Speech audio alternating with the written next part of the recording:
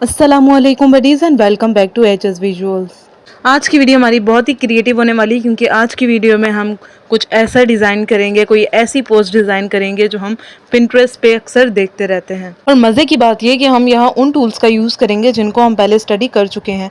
अगर आप मेरे चैनल पर न्यू है तो आप मेरी एडोब इलस्ट्रेटर वाली प्लेलिस्ट भी वॉच कर सकते हैं। तो जी, पोस्ट डिज़ाइन करने से पहले सबसे पहले हम ये सीखेंगे कि टेक्स्ट रैप क्या होता है।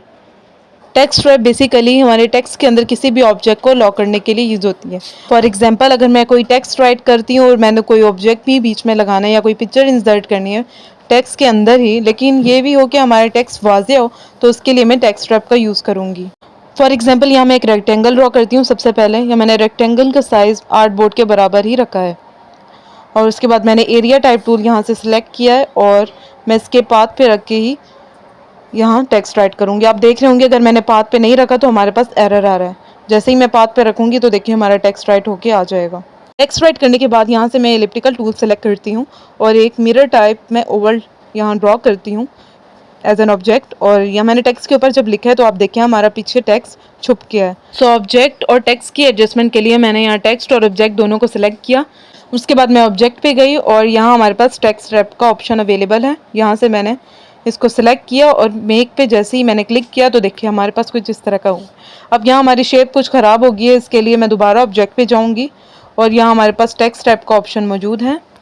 मैं दोबारा से इस पूरे टेक्स्ट को सिलेक्ट करती हूँ और फिर मैं ऑब्जेक्ट पे जाती हूँ और यहाँ मैंने टेक्स्ट रैप के ऑप्शंस में टेक्स्ट रैप ऑप्शंस क्लिक करना है और यहाँ हमारे पास इस तरह का पॉपअप मेन्यू अपीयर होगा। या इन्वर्ट शेप पे टिक हुआ हुआ है, सबसे पहले इसको हम अनचेक करेंगे। सो देखिए हमारा टेक्स्ट हमारे ऑब्जेक्ट में कितनी आसानी से एडजस्ट हो गया है। या हमारे पास ऑफसेट का ऑप्शन भी अवेलेबल है, हम इसके थ्रू अपना ऑफसेट ज़्यादा या कम कर सकते हैं। ऑफसेट क्या होता है ये भी हम लास्ट वीडियो में डिस्कस कर चुके हैं। तो अब चलते हैं हम अपने डिज़ाइन की तरफ। बैकग्राउंड क्रिएट करने के लिए यहाँ मैंने रेक्टेंगुलर टूल सेलेक्ट किया और मैंने एक रेक्टेंगल आर्ट बोर्ड के बराबर ही ड्रॉ किया है और इसके अंदर मैं शेड दे दूँगी मरून और ये मैं एज अ बैकग्राउंड यूज़ कर रही हूँ। यहाँ मैं अब कंट्रोल+A प्रेस करके इसको लॉक कर लेती हूँ। उसके बाद मैं एक और रेक्टेंगल इसके अंदर ड्रॉ करूँगी, उसमें मैं ब्लैक शेड दे देती हूँ और यहाँ से मैं इसको भी कंट्रोल+A प्रेस करके लॉक कर लूँगी। उसके बाद नेक्स्ट स्टेप है हमारा एक ओवल ड्रॉ करना। उसके लिए मैं सबसे पहले एलिप्टिकल टूल सेलेक्ट करूँगी और यहाँ मैंने आर्ट बोर्ड के बराबर ही इसको एडजस्ट कर दिया है। उसके बाद मैं इसमें येलो शेड दे देती हूँ ताकि आपको क्लियर हो सके। उसके साथ ही मैंने इसकी 2 डुप्लीकेट्स कॉपी और क्रिएट की हैं। अब हम बारी बारी इन शेप्स की सेटिंग करेंगे।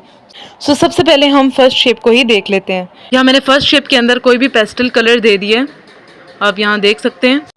उसके बाद मैं दूसरा ओवल भी इसके ऊपर प्लेस करूँगी और फिर एरिया टाइप टूल सेलेक्ट करके इसके अंदर टेक्स्ट फिल करूँगी। यहाँ मैंने ChatGPT से एक स्टोरी राइट करवाई थी, एक आर्टिकल टाइप, और यहाँ मैंने इससे ये टेक्स्ट फिल कर दिया है। यहाँ मैंने सिंपली टेक्स्ट को सिलेक्ट करके कॉपी किया कंट्रोल+C करके और मैंने स्क्रीन पे आके यहाँ पेस्ट कर दिया है। अब मैं इसकी हेडिंग को थोड़ा सेंटर अलाइन कर लेती हूँ लाइक दिस। देन जैसे कि मैंने आपको शुरू में बताया था टेक्स्ट रैप का, अब हमें टेक्स्ट रैप असल में यूज़ करना है। यहाँ मैंने ऑफ पाथ 0 सेलेक्ट किया है और उसको ओके किया और यहाँ मैंने इसका नाम टेक्स्ट के अंदर प्लेस किया है। तो देखिए हम जैसे जैसे इस नेम को मूव करेंगे वैसे वैसे हमारा टेक्स्ट हमें इस नेम के लिए स्पेस देता जाएगा। उसके बाद बारी आती है हमारी थर्ड शेप की। इसके लिए सबसे पहले मैं फाइल्स पे गई और यहाँ मैंने एक सल्यूट इमेज डाउनलोड कर रखी थी और उसको मैंने सिंपली ड्रैग एंड ड्रॉप किया है इस एलिप्टिकल टूल के अंदर इलस्ट्रेटर की विंडो में और मैंने इसको कट करना है अब एलिप्टिकल टूल की शेप के मुताबिक। उसके लिए मैंने सिंपली इसको सिलेक्ट किया, देन डिवाइड और उसके बाद माइनस बैक कर दिया और अब ये सिंपली हमारे जो है इस एलिप्टिकल टूल में एडजस्ट हो जाएगी लाइक दिस। तो जी यहाँ तक तो हमारा काम हो गया।